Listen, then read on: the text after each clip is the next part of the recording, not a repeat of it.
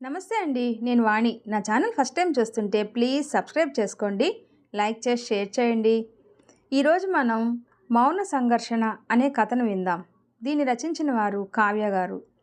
ఆకాష్ పని ఒత్తిడిలో పడి అవని గురించి పట్టించుకోవడమే మానేశాడు. ఆమె ఆశలు, సంతోషాలు అన్నీ ఎండమావిలా మారిపోసాగాయి. తన భర్త తనని పట్టించుకుంటూ ఉంటే కలిగే ఆనందం చెప్పలేనిది. ఆకాష్ పరిస్థితిని చూసి మౌనంగా ఉండిపోయేది. అవని మౌనాన్ని ఆకాష్ తట్టుకోలేకపోయాడు. తర్వాత ఏం జరిగిందో వినండి.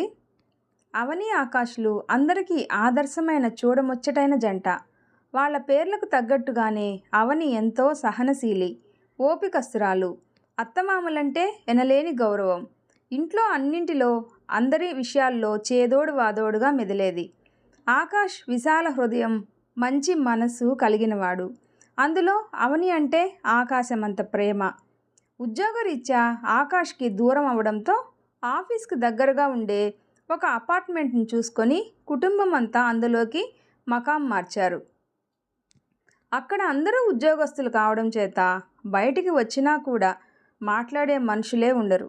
ఎవరి గోల వారిదే అన్నట్లుగా అనురాగం, ఆప్యాయతలు లేనట్టి, ఈర్ష్య, అసూయలతో నిండి సంతృప్తి లేని జీవితాలతో వెలవెలాబోయిన రంగుల ప్రపంచం అది. అవని బాగా చదువుకున్న అమ్మాయే అయినప్పటికీ ఆర్థిక పరంగా అన్ని రకాలుగా ఏ లోటు లేకపోవడంతో తను ఉద్యోగం చేయాల్సిన అవసరం లేకపోయింది. కానీ అవని వాళ్ళు ఉన్న చుట్టుపక్కల ఊళ్ళల్లోనే అందరూ దగ్గరి బంధువులే ఉండటంతో 24 గంటలు ఎవరో ఒకరు వస్తూనే ఉండేవారు. వారికి చేయాల్సిన అతిథి మర్యాదలు కూడా ఎలాంటి లోటు లేకుండా చేస్తూ ఉండేది అవని. అలా అవనికి విరామం సమయం అంటూ ప్రత్యేకించి ఉండేదే కాదు. ఆకాష్ ఒక ప్రైవేటు కంపెనీలో మేనేజర్గా పనిచేస్తూ ఉండేవాడు. ఇంకా ఓవర్ టైం చేయాలి అని పైవాళ్ల నుండి ఆంక్షలు రావడంతో ఇంతకు ముందు కన్నా ఎక్కువగా ఆఫీసులో పని ఒత్తిడి మూలాన ప్రొద్దునే వెళ్ళి ఏ అర్ధరాత్రో వచ్చేవాడు. పెళ్ళైన తొలినాళ్లలో తప్ప ఆకాష్ తనని బయటకు తీసుకువెళ్ళిన సందర్భమే లేదు. ఏది కావాలన్నా అన్ని వసతులు ఇంట్లోనే సమకూర్చేవాడు. ఆకాష్తో బయటికి వెళ్ళాలి, సరదాగా గడపాలి అనే చిన్న చిన్న సంతోషాలను అవని కోరుకునేది.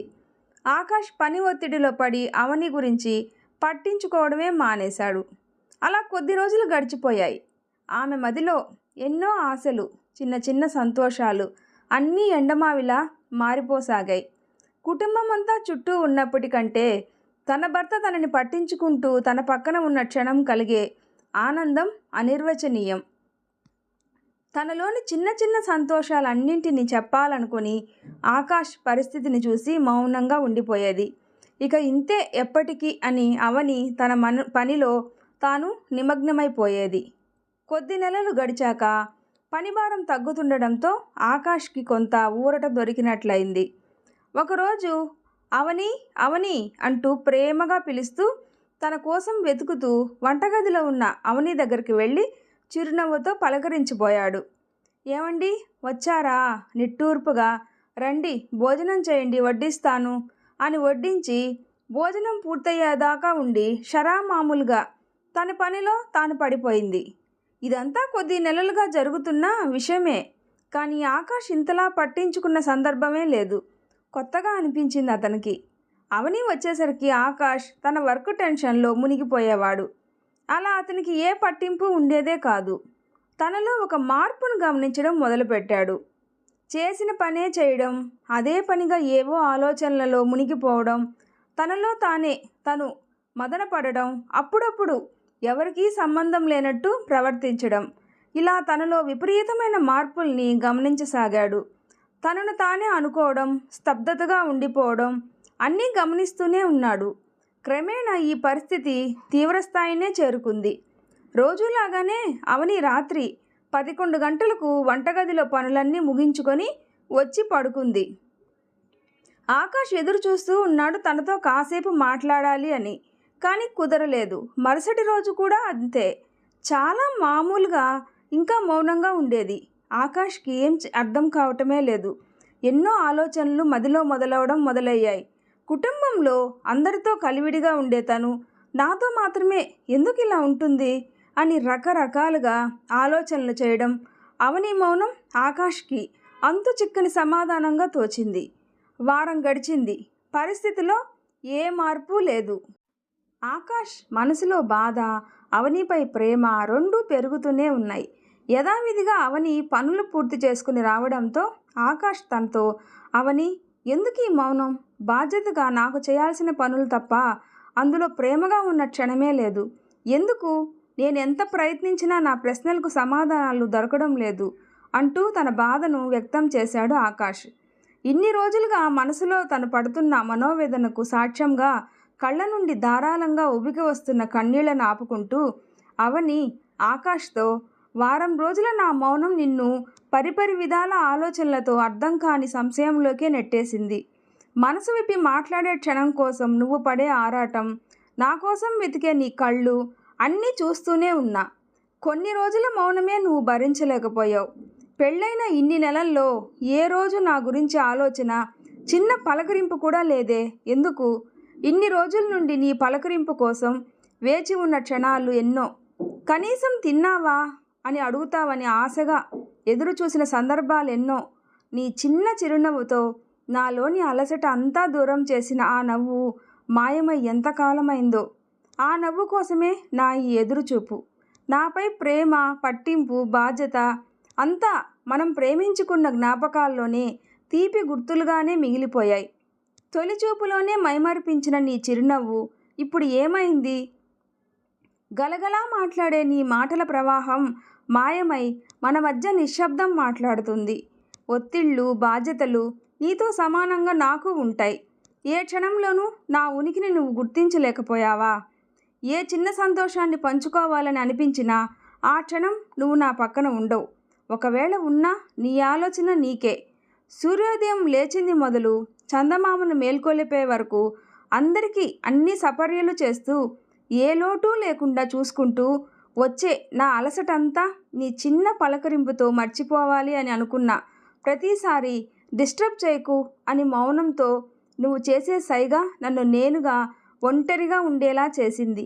ఆ క్షణం నన్ను నేను వేసుకున్న ప్రశ్నలెన్నో. నేను మరబొమ్మనా, ప్రాణంతో ఉన్న మనిషినా అని. నా మనసులోని భావాలు, బాధలు, భయాలు అన్నింటికీ కారణం, సమాధానం రెండూ నువ్వే. ఇన్ని రోజులుగా మన మధ్య మౌనం రాజ్యమేలుతుంది.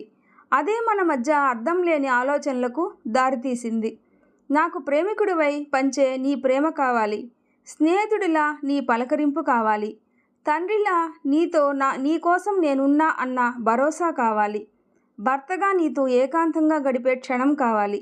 అంతే, ఎంతటి బాధనైనా భరించేస్తాను అంటూ ఆకాష్ని గట్టిగా కౌగిలించుకొని ఇన్ని రోజులుగా మౌనంగా మనసులో అదిమి పెట్టుకున్న బాధనంతా కన్నీళ్ల రూపంలో బయటపెట్టింది. తనలోని ఆవేదనను చూస్తున్న ఆకాష్కి తను చేసిన తప్పు ఏంటో అర్థం కాక కొంత సమయం దాకా మౌనంగా ఉండడం ఆకాష్ వంతైంది.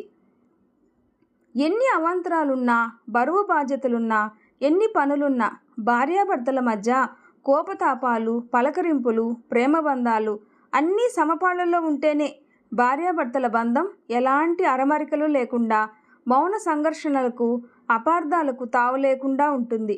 ఈ విషయాన్ని మరిచిన ఆకాష్ అందరినీ విడిచి తనే ప్రపంచంగా అనుకుని వచ్చిన అవని బాధకు కారణమైనందుకు చాలా బాధపడ్డాడు. వెంటనే తేరుకొని అవనిని అక్కున చేర్చుకొని తన తప్పుకు క్షమాపణలు కోరాడు. ఇక ఎప్పటికీ మన మధ్య ఇలాంటి పరిస్థితులకు అవకాశం ఇవ్వను అని అవని మనసుకు ధైర్యాన్నిచ్చి తన కళ్ళల్లో మానసిక సంతృప్తిని చూసి అమితమైన ఆనందానికి లోనయ్యాడు. అప్పటిదాకా వారిద్దరి మధ్య జరిగిన మౌన సంఘర్షణకు అడ్డుతెరగులు తొలగిపోయి అవని ఆకాశుల మధ్య ప్రణయకావ్యం మళ్ళీ చిగురించింది. కొన్ని సమస్యల పరిష్కారానికి మౌనం చేసే మేలు అంతా ఇంతా కాదు. మనం తీసుకోవాల్సిన నిర్ణయం వల్ల అందరి జీవితాలు సుడిగుండంలోకి పడిపోతాయి అన్నప్పుడు మౌనంగా ఉండడమే సరైన మార్గం. అలా అని అన్ని సందర్భాల్లో అదే మౌనం దారి చూపెడుతుంది అనుకుంటే పొరపాటే. అవని ఆకాశుల మధ్య సమస్య చిన్నదే కావచ్చు, కానీ అది మితిమీరితే విడదీయలేని చిక్కుముడిలా మారి వారి జీవితాన్నే బలి చేస్తుంది. ప్రతి మనిషి ఏదో ఒక సందర్భంలో తన చెయ్యి దాటిపోయింది పరిస్థితి అన్న క్షణాన మౌనంగా నిట్టూరుస్తాడు. కొంతమంది ఓపికతో మౌనంతో తన సమస్యను పరిష్కరించుకోవచ్చు అనుకుంటారు. అన్ని వేళలా మౌనం పనికిరాదు. అదే మౌనం ఇద్దరి స్నేహితుల మధ్య అపార్థాలు కలగడానికి కారణం కావచ్చు. ప్రేమికుల మధ్య విభేదాలకు మనస్పర్ధలకు తావునిస్తుంది. భార్యాభర్తల మధ్య అర్థం కాని మౌన సంఘర్షణలతో ఊహించని ఆఘాతాన్ని సృష్టిస్తుంది. అందుకే అన్ని సమస్యలకు మౌనమే పరిష్కారం కాదు. ఒక్కోసారి మౌనం మనిషిని మానసికంగా కుంగదీస్తుంది, సమస్యను జటిలం చేస్తుంది. అందుకే కొన్ని సందర్భాల్లో మౌనం వదిలి పెదవి విప్పి మన మాటలకు, భావ వ్యక్తీకరణకు అవకాశం ఇవ్వాలి. వీడియో నచ్చితే ప్లీజ్ లైక్ చేసి షేర్ చేయండి, సబ్స్క్రైబ్ చేసుకోండి. ప్లీజ్ సపోర్ట్ చేయండి. Thanks for watching.